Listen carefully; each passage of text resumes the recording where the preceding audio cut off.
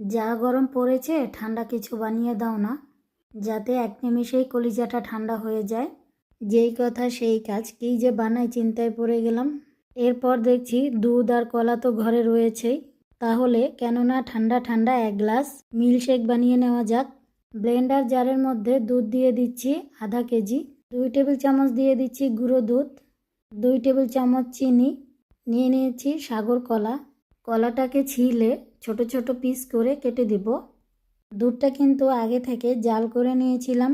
কলাগুলো দিয়ে এর মধ্যে দিয়ে দিচ্ছি কিছু বরফের টুকরো। এবার শুধু কিছুক্ষণ ব্লেন্ড করলেই কিন্তু হয়ে যাবে। আপনারা কে কোথা থেকে আজকের ভিডিও দেখছেন অবশ্যই কমেন্ট করবেন। আমাদের মিল্কশেকটা ব্লেন্ড করা হয়ে গেছে। এবার একটি গ্লাসের মধ্যে কিছুটা বরফ দিয়ে দিচ্ছি।